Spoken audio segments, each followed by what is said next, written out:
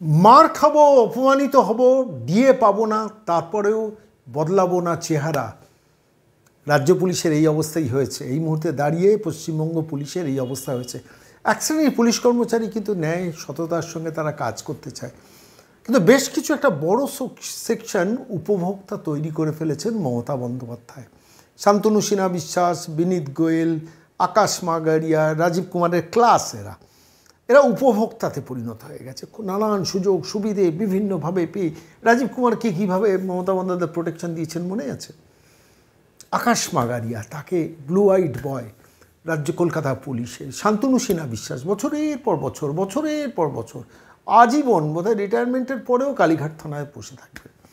বিনীত গোয়েল দিনের পর দিন কলকাতা পুলিশের সামলাতে পারছেন না, তিনি বসে আছেন কলকাতা পুলিশের কমিশনার হয়ে, শুধু বিরোধীদের পেছনে লাগানোর জন্য তাকে কাজে লাগানো হচ্ছে। আর রাজীব কুমার তো মণিভাণ্ডারে গিয়ে বসে থাকেন, আর বসে ছিলেন এতদিন, এখন আবার রাজ্য পুলিশের ডিজি হিসেবে ফিরে এসছেন। তো মণিভাণ্ডার থেকেও তিনি অপারেশনটা চালাতেন। এবারে নির্বাচন পরিচালনার ক্ষেত্রে শোনা যায় রাজীব কুমারেরও একটা ভূমিকা ছিল। যাই হোক, সেটা তো অন্য কথা। কিন্তু পুলিশ কেন বদলায় না তার চেহারা? আমি আজকে এই বিষয়টা নিয়ে এলাম কেন জানেন? সম্প্রতি কৌস্তব বাগচি তার সোশ্যাল মিডিয়াতে একটা পোস্ট করেছেন, যেখানে ব্যারাকপুরের একজন সাব ইন্সপেক্টর অফ পুলিশ সম্ভবত, তিনি একজন তৃণমূল কাউন্সিলের হাতে বেদম মার খাচ্ছেন, বেদম পিটুনি, গণপিটুনি। আমি ভিডিওটা আপনাদের কাছে দেখাতে চাইছি না। কেন চাইছি না? অন্য কিছু না, পুলিশের মার খাওয়াটাও ভালো লাগে না। বিশ্বাস করুন, মনে হয় ওই পুলিশ কর্মচারীর বাড়ির পরিবারের লোক তো আমি, আমার বাড়ির পরিবারের লোক একজন তৃণমূল কাউন্সিলের হাতে মার খাচ্ছে, সেটা দেখতে আমার ভালো লাগবে? বা যে ভদ্রলোক মার খাচ্ছেন তার পরিবারের ভালো লাগবে সমস্ত দৃশ্যটা দেখতে? আমি আজকে এই বিষয়টা, এই আঙ্গিকে পুরো বিষয়টা বিশ্লেষণ করতে আজকে আপনাদের কাছে এলাম, কথাটা বলার জন্য। কৌস্তব বাগচি সেটা পোস্ট করেছেন, পোস্ট করে সিপিকে লিখেছেন, বোধহয় পোস্ট করেছেন, চিঠি দিয়েছেন যে অবিলম্বে এই যে কাউন্সিলর মারছেন তার ব্যাপারে বিহিত করুন, শাস্তির ব্যবস্থা করুন। অন্যদিকে যে পুলিশ অফিসারটি মার খেলেন, বেদম মার খেয়েছেন, বেদম মানে চোখে দেখা যায় না যেভাবে মার খাওয়া, একজন পুলিশের উর্দি পড়া, অশোক স্তম্ভ থাকে তার, ফলে তিনি ভারতীয় সংবিধানের একজন সৈনিক, ফলে সেই মানুষটি যখন মার খাচ্ছেন সে দৃশ্য দেখতে ভালো লাগে না, দেখাতেও ভালো লাগে না। কিন্তু সেই ভিডিওটা ভাইরাল হয়েছে, সারা বাংলা জুড়ে সে দৃশ্য সবাই দেখেছেন কৌস্তব বাগচির পোস্ট করার পর। আমিও দেখেছি। আমার খালি মনে হচ্ছিল এই পুলিশ অফিসার কি কোনো কমপ্লেন করেনি, কোনো অভিযোগ জানাননি, কিংবা পুলিশের ঊর্ধ্বতন কর্তৃপক্ষ পক্ষ থেকে বলা হয়নি যে থানার ওসিকে আপনি লিখিতভাবে কমপ্লেন করুন যে আপনি মার খেয়েছেন। বেমালুম চেপে গিয়েছেন। কিন্তু আজকে সোশ্যাল মিডিয়ার যুগ, হাতে হাতে মোবাইল ক্যামেরা ঘোরে, ফলত আলটিমেটলি সোশ্যাল মিডিয়ার যুগে সেটা আড়ালে রাখা যায়নি শেষ পর্যন্ত। কৌস্তব বাগচি আপনারা জানেন ডাকাবুকো মানুষ, সবসময় কথা বলতে ভালোবাসেন, প্রতিবাদ করতে ভালোবাসেন, প্রতিবাদী সত্তা আছে এবং রাজনীতির অঙ্গনে দীর্ঘদিন ধরে লড়াই করছেন, কলকাতা হাইকোর্টের অত্যন্ত নামী একজন অ্যাডভোকেট। সেই মানুষটি শেষ পর্যন্ত সোশ্যাল মিডিয়ায় পোস্ট করে জাস্টিস চেয়েছেন, বিচার চেয়েছেন। এবং বিচার চেয়েছেন বলতে সেই অফিসারটি শেষ পর্যন্ত যা জানা গেছে, সেই অফিসারটি শেষ পর্যন্ত তাঁকে অন্যান্য সতীর্থরা বলেছেন, যা মার খেয়েছো এবার চেপে যাও। অন্তত কৌস্তব বাগচির সে ধরনের ধারণা হয়েছে। এবং তারপর শেষ পর্যন্ত সেই মানুষটি মানে অর্থাৎ যিনি মার খেয়েছেন, মার খেয়েও তিনি চুপ করে থেকেছেন, যার হয়ে কৌস্তব বাগচি কথা বলেছেন, সমস্ত বিষয়টা নিয়ে ব্যারাকপুরের পুলিশ কমিশনার তার অফিসে গিয়েছিলেন কৌস্তব বাগচি, গিয়ে সেখানে একটা এই নিয়ে কমপ্লেন করতে গিয়েছেন যে কেন যারা মেরেছেন তার শাস্তি হবে না। এবং সত্যি কথা বলতে বিরোধী রাজনীতিতে এই যে এই চাপ, প্রশাসনের উপর চাপ সৃষ্টি করার কাজটা দীর্ঘদিন ধরে বিলীন হয়ে গেছে। কৌস্তব ব্যারাকপুরে এসে ভালো করেছেন, এই কাজটা অন্তত শুরু করিয়ে দিয়েছেন।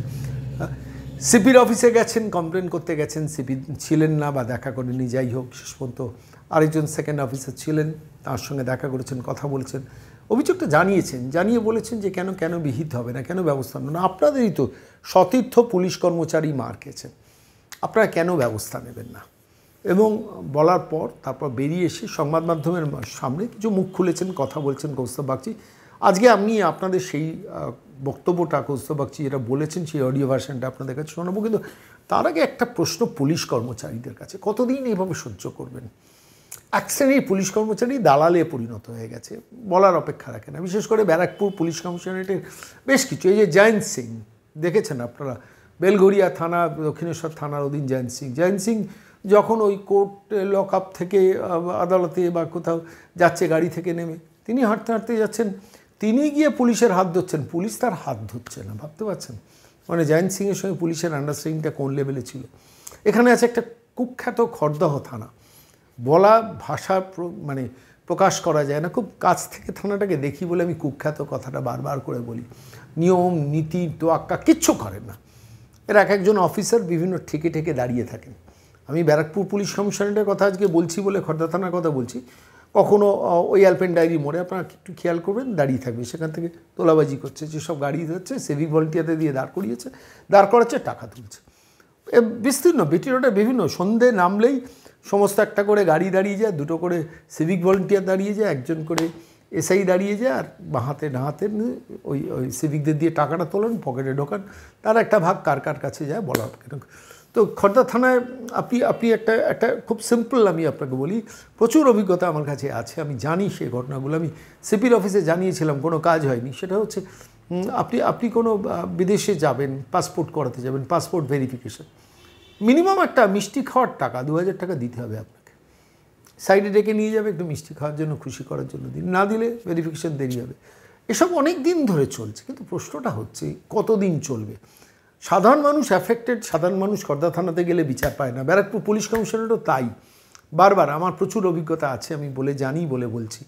এখন যে অফিসারটিকে বসিয়েছেন একদম পুরো কৌস্তব বাগচি বলেছেন দলদাস, আমি দলদাসের থেকেও যদি আরও কোনো টার্ম ইউজ করা যায় করছি না। আফটার তিনি তো আইপিএস, পুলিশের উর্দি পড়ে আছেন, রেসপেক্ট করার চেষ্টা করব। কিন্তু কীভাবে চলছে পুলিশি ব্যবস্থাটাকে মমতা বন্দ্যোপাধ্যায় কীভাবে ভেঙে তছনছ করে নিয়েছে। আমি শুধু পুলিশ কর্মচারীদের কাছে বলবো, একটু আত্মসম্মান নিয়ে কাজ করুন, একটু আত্মমর্যাদা নিয়ে কাজ করুন। আপনি যদি থানার সেকেন্ড অফিসার হন, থার্ড অফিসার হন, কনস্টেবল হন, যাই হন না কেন, একটু আত্মমর্যাদা নিয়ে কাজ করুন, কেন আপনার তো পরিবার আছে। আজকে পুলিশ সম্বন্ধে যখন খারাপ কথা লোকজন বলে না, বিশ্বাস করুন ভালো লাগে না। আপনারা যারা আমাদের দর্শক, তারা আপনাদের বলেন আপনি শোনবাবু এত পুলিশের প্রশংসা করেন কেন? তার কারণ পুলিশের যে কর্মচারীরাও সততার সঙ্গে কাজ করে, তাদের স্বীকৃতিটা দেওয়া দরকার। তাদের নানানভাবে বঞ্চিত করে রাখা হয়েছে। এক একজন 15,000 20,000 টাকা করে মাইনে কম পান, ডিএর মাইনে কম পান। নির্বাচনে খেটেছেন বলে কিছু টাকা করে ভেট। ওসিকে দেওয়া হয়েছে বেসিক মাইনে 1 মাসের, আর সাধারণ অন্যান্য কনস্টেবল বা নিচে লেভেলের অফিসারদের দেওয়া হয়েছে 7,000 না 7,500 টাকা। কেন এই ডিফারেন্স?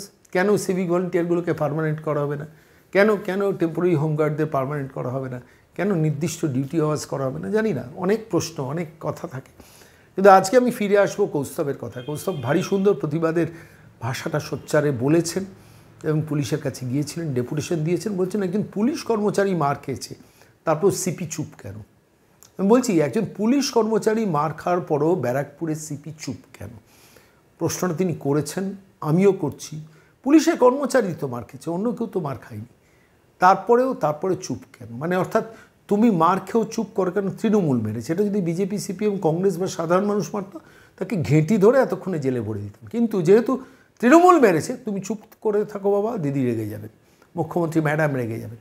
ভাবতে পারেন এরা ব্যারাকপুর পুলিশ কমিশনার চালাচ্ছে, কতটা লজ্জার। আসুন আজকে কৌস্তব বাগচি এই নিয়ে কী বলেছেন সংবাদ মাধ্যমের সামনে সিপির অফিস থেকে বেরিয়ে এসে, সেটা শোনাই। তাই জন্য ওকে চুরিটা দিয়ে গেলাম, ও পড়ে বসে থাকুক হাতে, কারণ ওর তো কিছু করার ক্ষমতা নেই। ডিপার্টমেন্টের লোক মার খেয়েছে, আমি বলছি রাত্রিরে ঘুমাতে পারে এরা? আয়নায় নিজেদের মুখ দেখতে পারে? সতীর্থদের চোখে চোখ রেখে কথা বলতে পারে? লজ্জা হওয়া উচিত। চুরি দিয়ে গেলাম, হাতে পড়ে বসে থাকুক, কিছু কাজকর্ম করতে হবে। মার খেয়েছে এখানে পুলিশের লোক, এখানে বিজেপির লোক মার খায়নি, সাধারণ মানুষ মার খায়নি। আজকের যে আন্দোলনের মূল জায়গাটা সেটা হচ্ছে পুলিশের লোক মার খেয়েছে। কবে মার খেয়েছে? 30 এপ্রিল মার খেয়েছে। আজকে কত তারিখ? 3রা আগস্ট। এখনো অবধি ঘটনাটা 2-3 দিন হয়ে গেছে সমাজ মাধ্যমের সামনে আসার পরেও এখনো অবধি কোনো রকম এই নিয়ে কোনো তদন্ত, গ্রেপ্তার কোনো কিছু হয়নি। আমরা এখানে বলেছি যে এখানে সাধারণ মানুষ বা বিরোধী রাজনৈতিক দলের ব্যাপার নয়। পুলিশের লোক মার খেয়েছে, এটা যদি সাধারণ মানুষের কাছে এই বিষয়টা যদি এস্টাবলিশড হয় যে পুলিশকে মেরে তৃণমূলের নেতারা পার পেয়ে যাবে, গুন্ডামস্তানরা পার পেয়ে যাবে, তো মানুষের তো পুলিশের প্রতি ভরসা থাকবে না।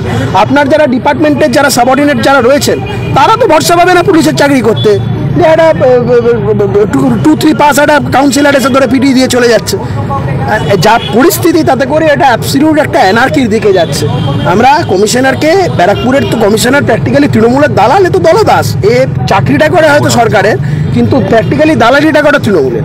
তো এই তৃণমূলের দালালি করার জন্য যে অবস্থা হয়েছে, তাতে করে কিছু করতে পারছে না।